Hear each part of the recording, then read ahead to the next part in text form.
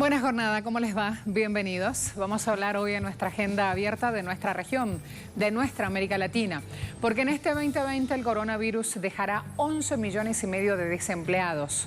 Es lo que están diciendo expertos económicos y también algunos organismos que trabajan sobre esas previsiones. Ante el panorama, preguntamos qué importancia tiene la lucha sindical. Ahí viene justamente uno de los puntos tan vapuleados y tan llevados en las discusiones a menos por esos organismos que aplican la vieja receta neoliberal y dejan a nuestros sindicatos hacia abajo. Tenemos presencia en Twitter, tenemos presencia en Instagram. Hoy es un día de mucha información. A esta hora también desde España y desde la Comunidad Europea hay organismos pronunciándose a raíz de lo que ya preparan como el panorama post-pandemia. Así que vale la pena quedarse hoy escuchando esos distintos puntos de vista para ir conociendo un poco más de lo que viene. ¿A quién no le preocupa saber estos indicios que dan, por ejemplo, Organización Internacional del Trabajo acerca de esta escalada del desempleo?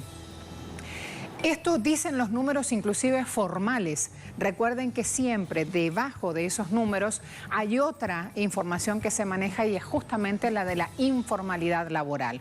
Cuando entramos en ese plano, el panorama es aún más preocupante. Perú es uno de los países de la región que mayor índice de informalidad laboral tiene y hoy también tiene episodios políticos. Así que vamos a estar atentos de todo esto y vamos a arrancar nuestra agenda abierta. A todos bienvenidos nuevamente. Portal La Nación dice, desempleo se dispara y alarma a América Latina. Este desempleo en Brasil aumentó a 12,6% entre febrero y abril y el país perdió casi 5 millones de puestos de trabajo. Lo está diciendo el Instituto Brasileño de Geografía y Estadísticas. El drama laboral en Chile se reveló con toda crudeza con estas cifras en plena pandemia. Desempleo en Santiago, 15,6%, la mayor tasa en 35 años. Perú en abril, 42% de la población dijo que se había quedado sin trabajo o no percibía ningún tipo de ingreso. Allí entonces esos datos. Vamos ahora a un medio de comunicación de Colombia que se llama El Tiempo. Estados Unidos suma más de 40 millones de desempleos, es lo que dice. Boeing, la mayor fabricante de aviones de Estados Unidos, anunció días recientes que eliminó más de 12.000 puestos de trabajo en todo el país. América atraviesa el momento álgido de la pandemia. Estados Unidos es el foco rojo de esta enfermedad en el mundo, tiene 1,5 millones de contagios, más de 100.000 muertos, una crisis que ha empujado a casi 39 millones de ciudadanos al desempleo solo en ese país. Listín Diario. Revisamos otra información global, tiene como fuente OIT.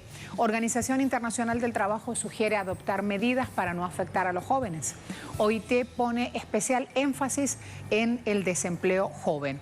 El desarrollo de una política fiscal activa, una política monetaria flexible, facilidades de préstamos y ayuda financiera, incluido a este sector, el espacio joven y siempre abordándolo desde el lado de la salud, es la mayor precisión que da OIT. Detalla que más de 4 de 10 jóvenes empleados en todo el mundo trabajaban en los sectores más afectados y casi el 77% de esos jóvenes trabajadores en el mundo tenían un empleo informal. Allí la multiplicidad de datos. Abrimos este espacio sumando imágenes y otras informaciones.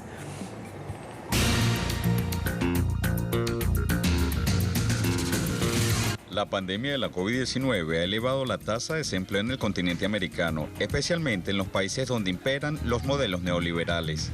Estos gobiernos no garantizan las medidas de protección laboral a los trabajadores y las grandes industrias de la región recurren al recorte del personal para proteger sus ingresos económicos. Países como Brasil, Ecuador, Colombia y Estados Unidos han registrado una contracción en el sector laboral superior al 10% en los últimos 3 meses. Esta situación obliga a los trabajadores a solicitar subsidios monetarios a sus gobiernos para hacer frente a las consecuencias de la crisis sanitaria. La Comisión Económica para América Latina y el Caribe, CEPAL, y la Organización Internacional del Trabajo, OIT, afirmaron que las secuelas de la pandemia provocará que más de 11 millones de personas queden sin empleo durante el 2020. Ambas organizaciones estiman un deterioro de la calidad del empleo en la región, principalmente para los sectores más vulnerables, lo que representará un incremento en la pobreza y un futuro incierto para el mercado laboral de la región.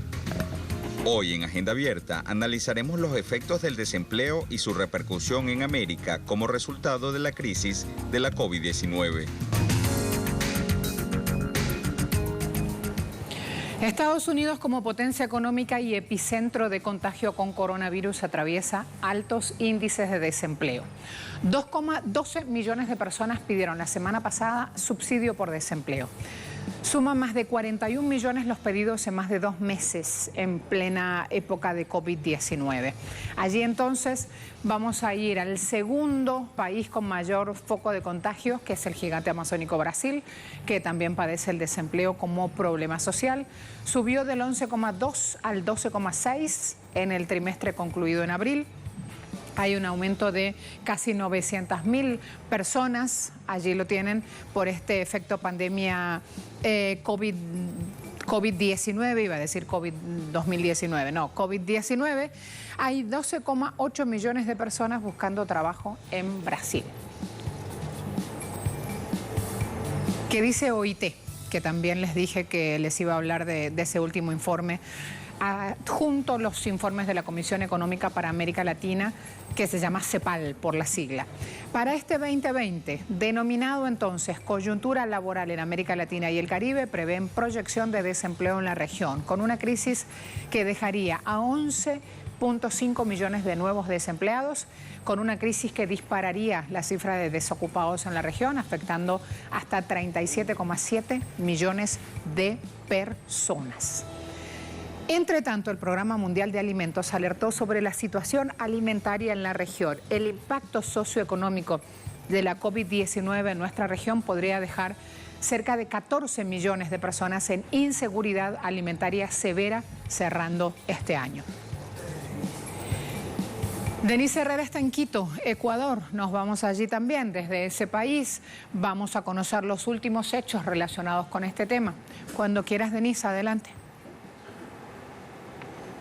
Qué gusto saludarlos, así es, Ecuador ha sido uno de los países más afectados en temas económicos por la situación de la COVID-19, inclusive el presidente Lenín Moreno ha llevado adelante diferentes resoluciones económicas para atender esta crisis sanitaria. En ese sentido, la Asamblea Nacional ya dio paso a 2 proyectos económicos, uno de ellos permite estos acuerdos entre empleadores y empleados para poder marcar la reducción de jornadas laborales y asimismo el salario. En ese sentido, diferentes acciones populares ya se han desarrollado en la capital ecuatoriana y en diferentes ciudades del país. Recordemos que estas movilizaciones lideradas primero por los estudiantes ecuatorianos, quienes inclusive siguen demandando que no se efectivice este recorte al presupuesto en educación, y asimismo las organizaciones de trabajadores han llevado diferentes acciones para pronunciarse en rechazo a estas resoluciones económicas. ¿Qué dicen los sectores sociales de estudiantes, de docentes en el país? Es que el presidente Lenín Moreno junto a su gabinete estarían aprovechando esta situación para llevar adelante ya los previos acuerdos con el Fondo Monetario Internacional. Recordemos que una de las críticas más grandes que se hizo al inicio de esta pandemia fue la decisión del ministro Richard Martínez de pagar parte de la deuda externa y asimismo también permitir que bajo la declaratoria de emergencia diferentes empresas resuelvan despedir a sus trabajadores. Según inclusive el mismo presidente, ya son 115.000 los empleos que se han perdido durante esta emergencia sanitaria. Asimismo, la situación del desempleo ha sido un tema crítico, inclusive antes de que comience esta pandemia de la COVID-19, Ecuador ya registraba altas tasas de desempleo. La última que registra el INEC hasta diciembre del 2019 es de 3,8%. Si bien todavía no se esclarecen estos números debido a que avanza esta situación crítica económica en el país, las autoridades han dicho dicho que mediante avance en la reactivación económica de actividades se irán inclusive también actualizando las cifras de desempleo, la situación de pobreza en el país. Recordemos que Ecuador, el salario básico de Ecuador es alrededor de $400 y la canasta básica está fijada en más de $700, por lo cual esta situación económica precariza sin duda la situación de los ecuatorianos, más aún cuando se permitirá hacer estos acuerdos entre empleadores y empleados, lo cual sin duda genera más preocupación y especulación en los ecuatorianos, quienes demandan no solo que se tomen resoluciones que sí beneficien a los ciudadanos y que el gobierno deje de beneficiar a los empresarios de la banca en el Ecuador. La situación es crítica para el país, pero más aún cuando se llevan adelante estas resoluciones previas ya acordadas con otros organismos multilaterales, que sin duda genera una situación muy desgarradora para los ecuatorianos, pero más aún cuando el Estado es el mismo que les obliga a tomar estas decisiones de salir a la calle y pronunciarse públicamente en rechazo a estas últimas resoluciones. Toda la información que tengo desde Ecuador, vuelvo contigo a estudios. Muchas gracias. De inmediato con el doctor Alejandro Álvarez Bejar, doctor en Sociología y economista, profesor de la Facultad de Economía de la UNAM. Vamos a revisar justamente este tema. Alejandro, bienvenido, buen día. Buen día, Marcela, mil gracias por la invitación. Gracias a usted, un punto que realmente hoy nos convoca y nos parece vital, sobre todo porque ya en el universo Twitter hablábamos entonces, si todo esto va a pasar y vamos a tener este universo de desempleados en el mundo y no solo en nuestra región, ¿cómo nos revitalizamos desde, por ejemplo, el espacio de los sindicatos, desde los espacios de lucha obrera, justamente haciendo oír nuestra voz, nuestras necesidades? ¿Cómo planteamos de cara al futuro este punto? Bueno, yo creo que un primer elemento que me gustaría destacar para la audiencia es que en América Latina y en general también diría yo que en el resto de la economía internacional, que los últimos 3 años, 2 o 3 años antes de que llegara la pandemia del COVID-19, había un lento crecimiento y había un fenómeno muy peligroso que ha sido una tendencia a la precarización de los empleos, en el sentido de la pérdida de empleos bien pagados y la creación de empleos peor pagados. Esto ha sido producto de un ajuste buscado, deliberado, para, digamos, aumentar las utilidades de las compañías privadas. Entonces, estábamos enfrentando una situación en donde ya había elementos de deterioro en el mercado laboral muy significativos. Aumento, tasas no muy altas de desempleo, pero significativas, y con este fenómeno que yo creo que es muy delicado, que es el de la precarización del empleo. A esto se ha venido a sumar el asunto del impacto de la pandemia, porque la pandemia ha impuesto, con todo lo novedoso que tiene el fenómeno, porque es un virus para el que no hay cura, ni hay prevención de vacuna ni nada por el estilo. Entonces la novedad de esto es que se tuvo que implantar, como todas las pandemias, una política de distanciamiento social para evitar la multiplicación acelerada de los contagios.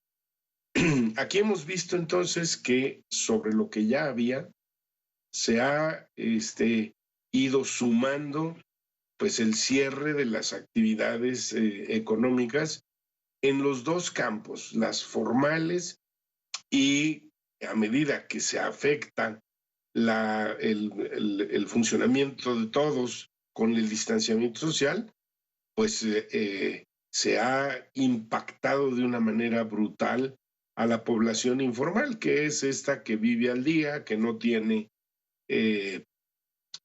ingresos fijos y que necesita salir todos los días para poder encontrar un ingreso.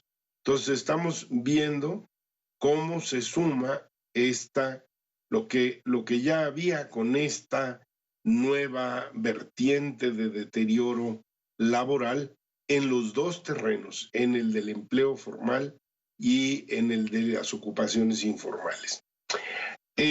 Un asunto que no me gustaría dejar de mencionar es que frente a la pandemia ha habido una actitud que yo calificaría de criminal, porque alegando que es más importante la economía, se ha prácticamente puesto en un dilema a los trabajadores. O sigues trabajando o te retiras en las condiciones en que sea. Esto también ha aumentado la cuota de contagios, la cuota de gente afectada y, por supuesto, esto es lo que está detrás del colapso sanitario de países como Ecuador o el propio Estados Unidos. Entonces, yo creo que lo que tenemos es una situación extraordinaria y las organizaciones sociales, los sindicatos, están reaccionando de manera lenta. No hay mucha claridad sobre la agenda, cuando yo creo que lo que tenemos enfrente es un asunto relativamente fácil de identificar.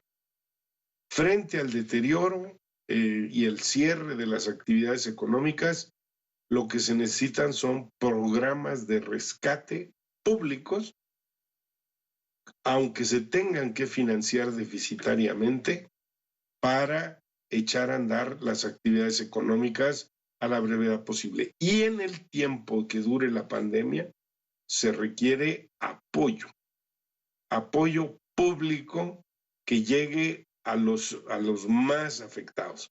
Aquí tenemos una situación que es paradójica. En el caso de Chile, se ha presentado movilizaciones en los barrios populares, pues por condiciones de hambre, literalmente. El gobierno alega que ha mandado apoyo y víveres, pero yo me temo que eso es una farsa, porque como había una rebelión pre-pandemia, se está castigando a los sectores populares pensando en diezmarlos. En el caso de Estados Unidos es notable la cantidad de gente que hoy hace cola para recibir alimentos. Este es un fenómeno que recuerda las largas colas que se hacían durante la depresión de los años 30. Es un fenómeno realmente brutal, conmovedor, porque estamos viendo cómo la población queda en condiciones de vulnerabilidad extrema. Entonces, los sindicatos tendrían hoy que poner atención en el problema de los programas inmediatos de atención a la población afectada, de programas de recuperación de empleo, poniendo el énfasis esencialmente en los jóvenes. Y yo creo que hay que tener un cuidado tremendo, porque estamos en el filo de una automatización profunda a nivel global. Y entonces el impacto que va a tener esto después de la pandemia también puede ser muy grande y puede agravar los problemas de empleo. En algunos lugares se ha planteado la estrategia de un ingreso básico universal para todos los ciudadanos, independientemente de si trabajan o no.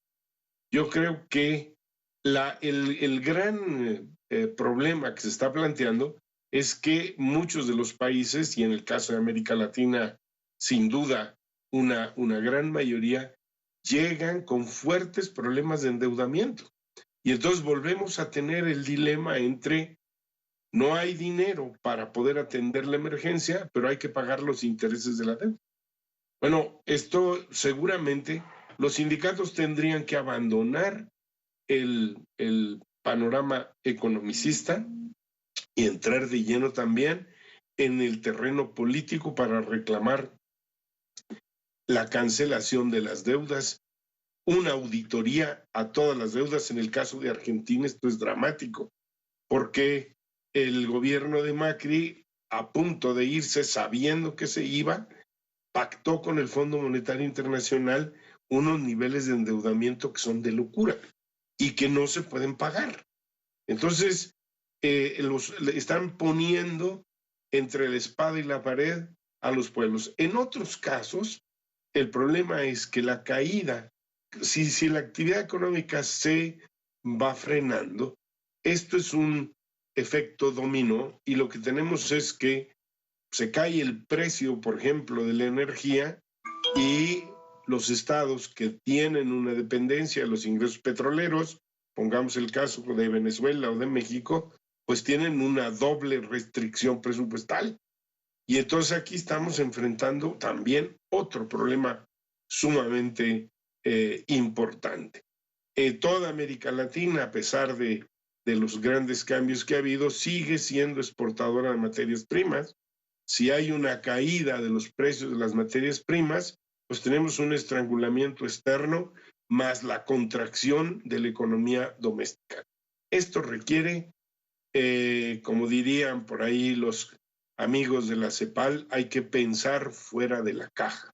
No las herramientas que se han pensado para condiciones de excepción requieren ahora hacerse a un lado y atender a lo que está ocurriendo e innovar. Y desde luego, la reacción de las organizaciones sociales, no solamente los sindicatos, las asociaciones de barrios, las asociaciones estudiantiles, los grupos de mujeres, etcétera, tienen que estar atentos a esta problemática que puede convertirse en la parte más negra de la pandemia. Sabe que cuando habló de un programa de rescate se tomó ahí una pausita, unos segundos, y luego dijo públicos, nos apareció un nuevo aire por la espalda, porque cada vez que escuchamos programa de rescates, esos programas venían de la mano del Banco Mundial, del Fondo Monetario Internacional, de buitres como BlackRock y otros que han echado mano por año de nuestros destinos, y no solo de los fondos de nuestros países, de nuestros pueblos. Así que sobre ese punto, aunque me quedan pocos minutos de análisis, sobre ese punto quiero aprovechar sus conocimientos de la mejor manera posible, si aprovechar para tener en claro, cuando usted plantea que existan ahora programas de rescate públicos, ¿cómo serían, Alejandro? Bueno, yo creo que un debate que es... que está hasta cierto punto generalizado, es de dónde van a salir los recursos para enfrentar lo que está ocurriendo. Y entonces aquí el asunto es decir, bueno, lo que se tiene que hacer es contratar más deuda. Probablemente se necesite no solo contratar deuda, sino establecer de una manera muy clara qué tipo de endeudamiento es el que conviene tener. Pero por el otro lado, se tiene que ampliar el gasto público independientemente de que no haya un financiamiento directo, digamos, fiscal, sino que se expanda el gasto público para atender los problemas de la economía. De otra manera, lo que vamos a ver es cómo se va estrangulando de manera sucesiva sectores distintos de la economía. Y la otra cosa es, además de dónde viene el dinero, ¿a quién se debe priorizar? Yo creo que hay que atender las preocupaciones de empleo, pero esto significa que no se pueden hacer rescates privados a costa de las finanzas públicas.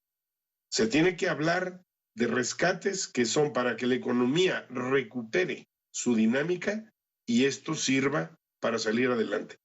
No vamos a poder regresar a una situación de expansión del comercio internacional de inmediato porque el efecto acumulativo de esto es contundente. Por eso mismo se necesita poner atención en el problema de cómo articular respuestas económicas que permitan el crecimiento de un mercado interno y eventualmente se pueda regresar a el comercio internacional con menos énfasis del que se ha tenido, porque definitivamente esto va a tardar mucho tiempo. Hay sectores que van a quedar colapsados, digamos, el sector de la aviación, el sector también, el del turismo, etcétera. Estas cosas hay que medirlas con mucho cuidado y se necesita entonces dejar a un lado el asunto de que se tiene que financiar o que hay que dejar los fondos manejados por los inversionistas privados. Pongamos por caso lo que ocurre con los fondos de pensión. Entonces, esto no ha estado en debate todavía, pero eventualmente se va a poner, que es parte de la crisis que vive Chile. Los fondos de pensión se supone que iban en manos privadas a permitir que los trabajadores tuvieran condiciones dignas de retiro, y lo que se vive en Chile son pensiones que no dan ni siquiera para adquirir la canasta alimentaria básica. Esos fondos no pueden seguir en manos del sector privado. Esos fondos son de los trabajadores y tienen que usarse, conservarse y potenciarse con un criterio esencialmente público. Muchas gracias, Alejandro. Hasta la próxima. Mil gracias, Marcela. Buen día para todos. Conocimiento, pedagogía, allí han visto las voces de expertos del mundo hablando de este desempleo y cómo nos situamos nosotros también desde nuestros espacios sindicales. Todo eso aparecía en el detalle que nos daba nuestro invitado Alejandro Álvarez Bejar desde México. En el universo Twitter, ¿qué dicen ustedes? Les contamos que en América Latina este año el coronavirus dejará 11,5 millones de personas sin trabajo. ¿Qué importancia tiene la lucha sindical? Y ustedes dicen vital y necesaria, 72.3%. Poco necesaria, 5,8%. Fuera de época, 16,7%. Y no sé, dicen 5,2%. Allí van teniendo también, aunque yo leo las respuestas a esta hora, tienen la posibilidad de seguir participando a lo largo del día. Al final de la jornada es cuando cerramos esa encuesta y tenemos un número total. No vi cuántas participaciones había. A ver, Franklin, nuestro productor general, 350 votos. ¿Sí? Allí lo tienen. Me preparo a hacer una pausa muy breve. A la vuelta hay otros temas para compartir. Ya terminando la semana, por lo menos en lo que es días activos o días laborales, que yo sé que se pierden de vista en esta época de cuarentena. Bueno, hoy es viernes, vamos terminando. Quienes cobran quincenal, hoy es día de cobro. Quienes cobran mensual, hoy es día de cobro. También es tiempo de andar en otras planificaciones cortitas, chiquitas, porque así es justamente la asignación, pero finalmente eso da también un trabajo extra en este día. Aquí los espero.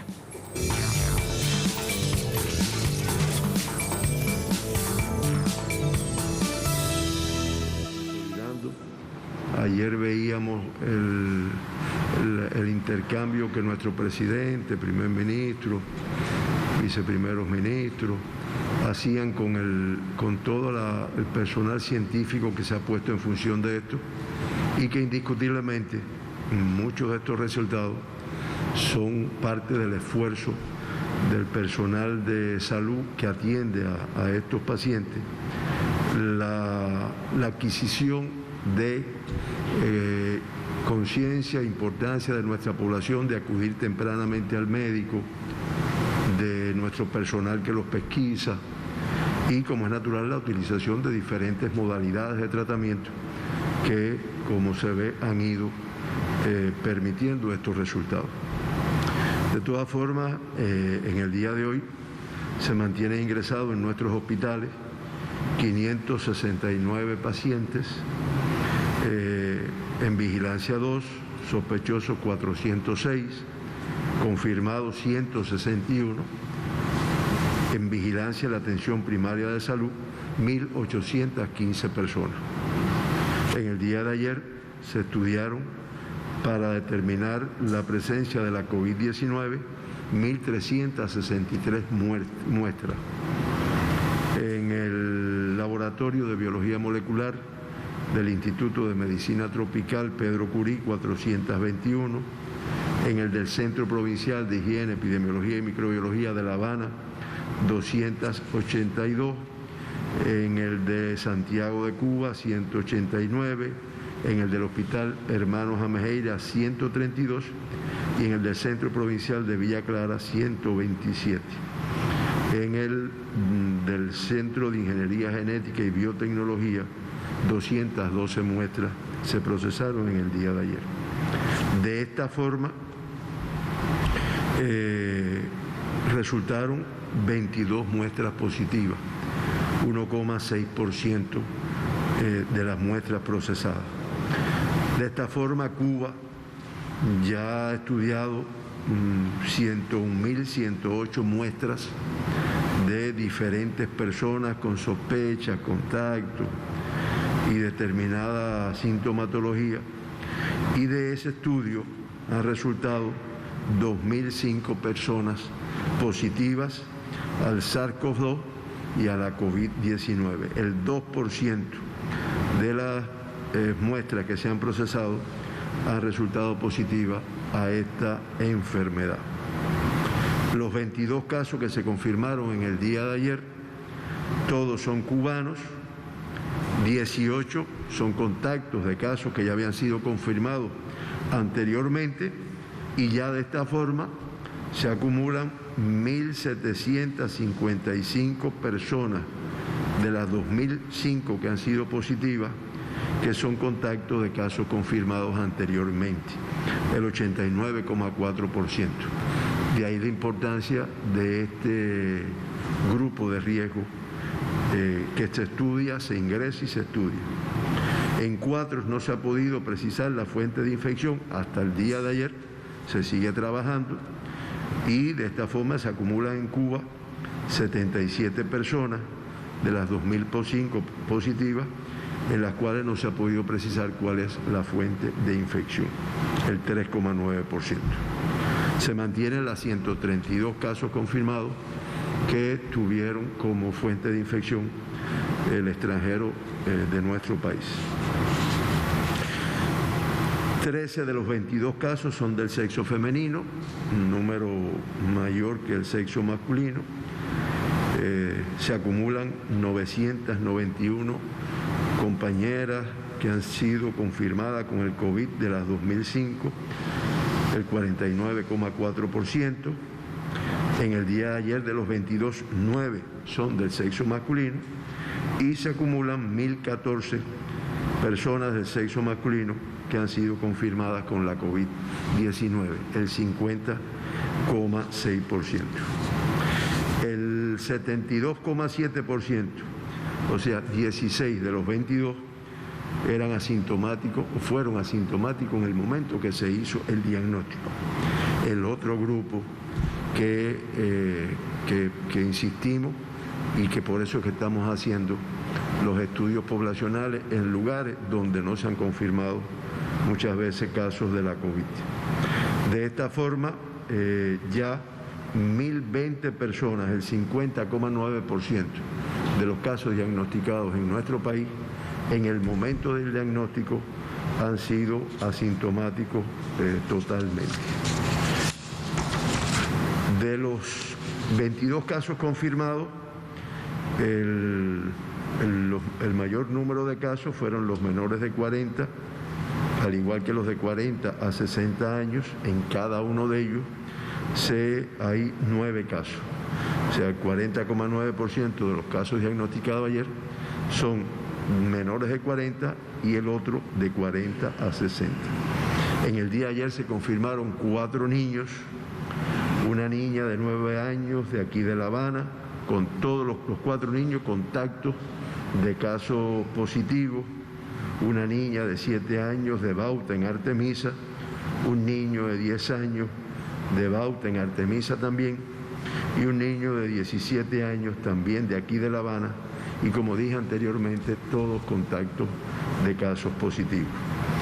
Esto hace que ya se acumulen 224 niños diagnosticados en nuestro país con la COVID 19, de los cuales 204 están de altas ya.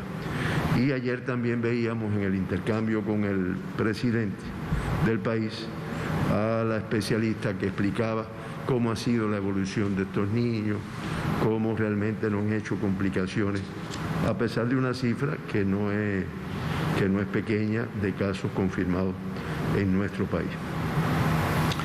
Por provincias, La Habana, con 17 casos, representa el 77,3% de todos los casos diagnosticados en el día de ayer. Del municipio Cerro son 8, de Centro Habana, 10 de octubre, Arroyo Naranjo y Marianao son 2 de cada uno, y de La Lisa se confirma un caso en el día de ayer. En Artemisa se diagnostican 4 casos en el municipio de Bauta, el 18,2% de los casos diagnosticados ayer, y en Matanzas 1, el 4,5% del municipio Hagüey Grande. De esta forma, en los últimos 15 días, en cuanto a tasa se refiere, la provincia de Matanzas mantiene el primer lugar con 7,22 por 100.000 habitantes. Estoy hablando de tasa de incidencia de casos de COVID-19. Le sigue La Habana con 4,96 de tasa. Le sigue Artemisa con 0,97, Ciego de Ávila con 0,69, Villa Clara con 0,64, Las Turas 0,19, Pinar del Río 0,17, Camagüey 0,13 y Granma 0,12 de tasa por 100.000 habitantes. 7 provincias, Santi Espíritu, Mayabeque, Holguín, el municipio especial Isla de la Juventud, Cienfuegos, Santiago de Cuba y Guantánamo siguen sin confirmar casos en los últimos 15 días. De esta forma, después de haber diagnosticado estos 22 casos en el día de ayer, pues se acumulan los 2.005 pacientes que hemos dicho y se mantienen ingresados 161 de estos 2.005 pacientes. Estos serían los casos que tenemos activos hasta las 12 de la noche de ayer. Un elemento favorable es que de los 161, 158, o sea el 98,1%, tienen una evolución clínica estable. Siempre que lo mencionamos, lamentamos el fallecimiento de 82 personas en nuestro país, lo cual da una tasa de 4,08. Y Cuba se mantiene, como hemos dicho otras veces, en la posición número 16 en relación con los países de la región de las Américas. Cuba 4,0,8, la letalidad en la región 5,8, la letalidad más alta en México con un 11,02, Ecuador con un 8,6, Canadá con un 7,73, Brasil con 6,22 y Estados Unidos con 5,91. En la región del Caribe el comportamiento es de otra forma y rectificamos un dato que dimos en el día de ayer en relación con San Cristóbal y Neves, que había aparecido como con 2 casos fallecidos y realmente este país no tiene ningún caso fallecido hasta el momento. Lo rectificamos después con las estadísticas de la Organización Mundial de la Salud. No, en el día de ayer se mantienen los 2 evacuados que siempre mencionamos y en el día de ayer se dieron 26 altas. Otro, a pesar de el número de casos que se confirmaron, que indiscutiblemente nos contraría a prácticamente todos los cubanos, pero bueno, de todas formas el número de altas fue superior al número de casos confirmados.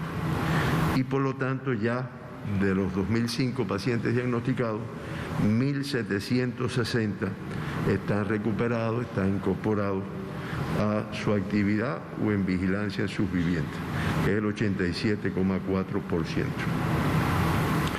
Notificamos en el día de hoy 3 casos graves, no se reportan críticos, los 3 pacientes graves están en el Hospital Salvador Allende y como ustedes se dan cuenta, en comparación con el día de ayer que teníamos un paciente grave, se incorpora 2 más. Los 2, insisto, todos en el Hospital Salvador Allende de aquí de La Habana. En relación con el mundo, se mantienen los 185 países con casos de COVID-19. En el día de ayer, ese dato es significativo, ¿no? Más de 100.907 casos fueron confirmados en un solo día.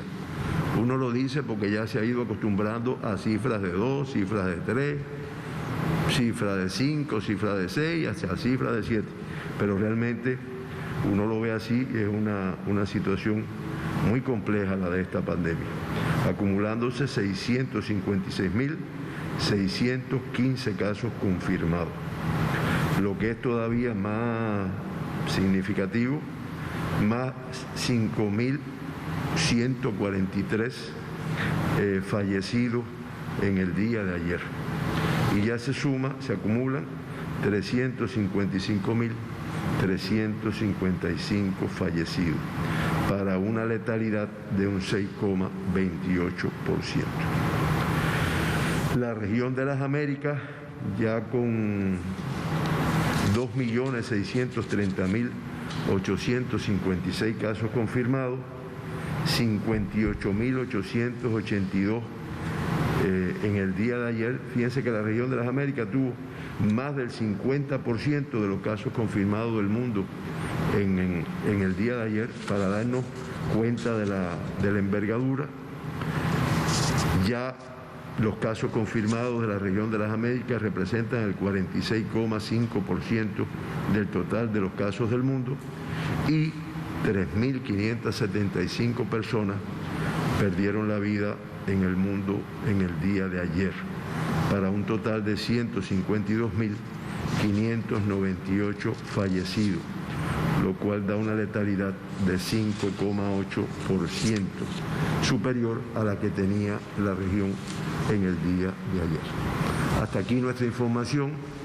Escuchamos las inquietudes, las preguntas que pueda tener nuestra población. Comenzamos. Y nuestros medios.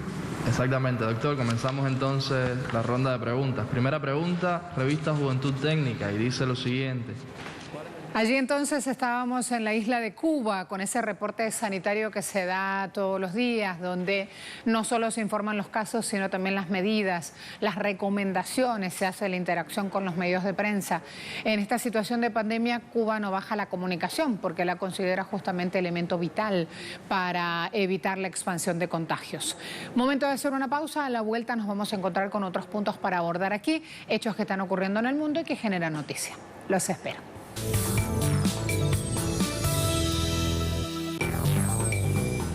Seguimos en Agenda Abierta. Autoridades del gobierno de facto en Bolivia confirmaron el colapso del sistema sanitario en Beni. Esto es la región amazónica de Bolivia. Desde La Paz, a esta hora nos espera Freddy Morales con más información. Freddy, cuando quiera, sumemos por favor a los hechos.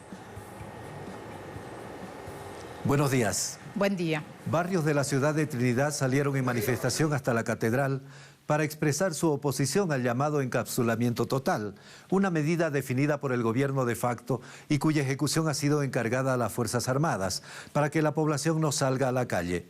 En ese tiempo, una semana, se tiene previsto que brigadas médicas visiten casa por casa para ver si hay casos sospechosos de coronavirus.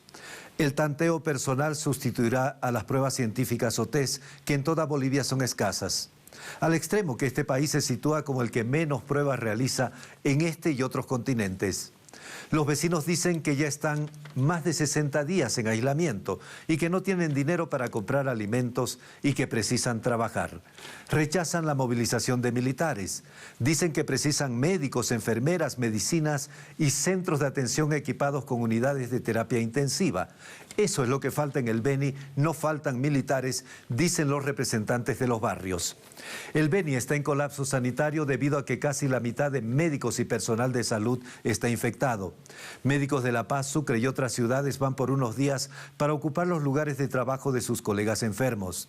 No se realizan pruebas de COVID-19, no existe equipamiento en los hospitales y tampoco medicinas, por lo que se realizan campañas de solidaridad en otras ciudades de Bolivia para enviar equipos de bioseguridad y medicamentos. Ese departamento tiene el doble de contagios que Santa Cruz, la otra capital azotada por la pandemia. En el Beni son 228 infectados por cada 100.000 habitantes y en Santa Cruz 115. El gobierno de facto en las últimas horas envió 10 ambulancias del programa Mi Sonrisa, es decir, ambulancias equipadas para atención odontológica que ejecutaba el anterior gobierno. Compañeros. Gracias, Freddy. Los trabajadores de Nissan siguen haciendo protestas contra el cierre de la planta en Barcelona. Allí, Joan Ortiz, con detalles a esta hora. Joan, bienvenido. ¿Qué tal? ¿Cómo estás? Saludos desde Barcelona. Esta es una de las 4 protestas que se están produciendo en este instante frente a los 4 concesionarios que hay en la demarcación de Barcelona de la marca Nissan. Recordemos que son entre 23 y 25.000 familias las que se ven afectadas por el cierre de esta fábrica. 3.000 lugares directos, 20.000, 22.000 de forma indirecta, y de ahí estas protestas en una huelga que se prevé ya indefinida de alguna forma y que ya en cierto modo ha comenzado. Los objetivos por parte de los trabajadores, y hablábamos con ellos hace unos instantes, son claros: tratar de revertir este cierre, aunque esto va a ser difícil porque la empresa japonesa ya lo ha determinado, se va a cerrar la planta que hay aquí en Barcelona. Entonces, ¿cuál es el siguiente paso? La administración pública catalana junto con los trabajadores ya han dicho que van a tratar de ponérselo muy difícil a Nissan para que se vaya. Consideran que ha sido muy desleal, que ha sido muy deshonesta debido a las inversiones con dinero público que se han hecho para mantener y para actualizar esta planta en pleno funcionamiento, aunque su rendimiento ha ido bajando de porcentaje en los últimos años y ahora prácticamente estaba en un rendimiento muy por debajo del 50%. En cualquier caso, decía, si no se puede revertir este cierre, decían, hay que ponérselo difícil a la marca para que marche. Se están buscando alternativas, por ejemplo, reconvertir la fábrica para salvar los puestos de trabajo, y encima de la mesa estaba puesta la nacionalización de la misma planta, aunque hoy mismo el gobierno catalán reconocía que no tiene la cantidad suficiente para poder dar este paso. Esta es la situación. Recuerden que el impacto económico que puede suponer esto puede llegar a significar más de 1.000 millones de euros en pérdidas, y de ahí que las autoridades ya lo dejarán bien claro: es más económico invertir en esta planta que no cerrarla. Vamos a ver hasta dónde llegan las protestas, no solamente en el día de hoy, sino sobre todo en los próximos días, en los próximos meses, porque el cierre está previsto para el mes de diciembre de 2020. Gracias, Joan. Otros temas en nuestra pantalla.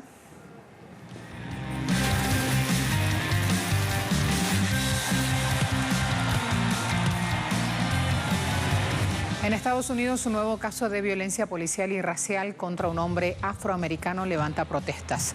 George Floyd fue detenido por la policía de Minneapolis una vez que lo sometieron, que lo tenían en el piso, no lo dejaban respirar. Él le gritaba al oficial que no podía respirar, luego de esto murió. Por lo tanto, se investiga el hecho como asesinato. Se denuncia desde toda la comunidad social en Estados Unidos este asesinato. Un hecho que también ha generado que varios deportistas se hayan pronunciado sobre el tema.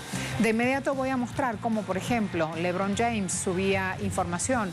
Así se ve reflejado en esta cuenta oficial de una estrella de la NBA como LeBron, haciendo referencia al símbolo de la lucha racial contra Colin Kaepernick en imágenes, quien fuera expulsado básicamente de la NFL tras un gesto de protesta por los asesinatos de la población afroamericana en manos de policías. Arrodillándose cuando se estaba interpretando el himno nacional de Estados Unidos, este hombre encontró su forma de protesta. LeBron también publicó una foto con una camiseta donde se ve la última frase pronunciada por Floyd antes de ser asesinado y que es todo un ícono justamente de protesta, y es "no puedo respirar".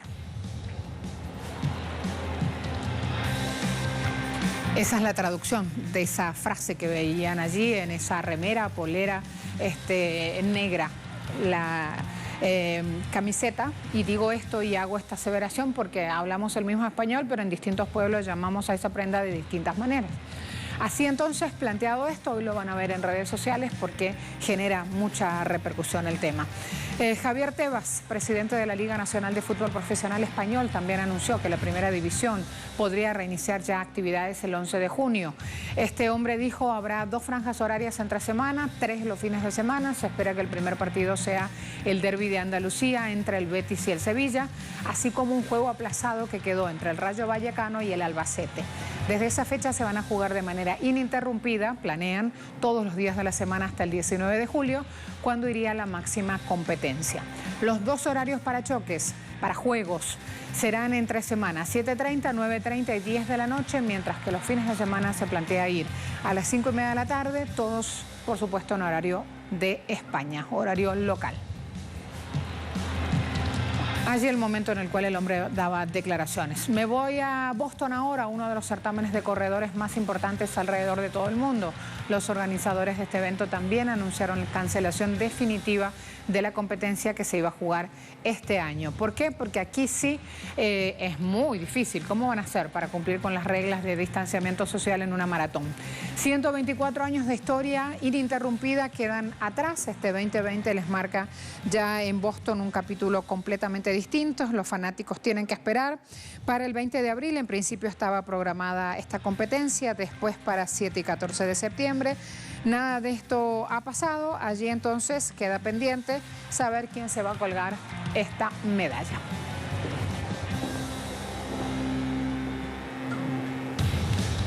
Manténganme esa imagen, por favor. Así vamos todos aquí en Venezuela cada vez que pusieron el agua. ¡Agua! Así vamos, fin de semana. Les deseo lo mejor. Hasta luego.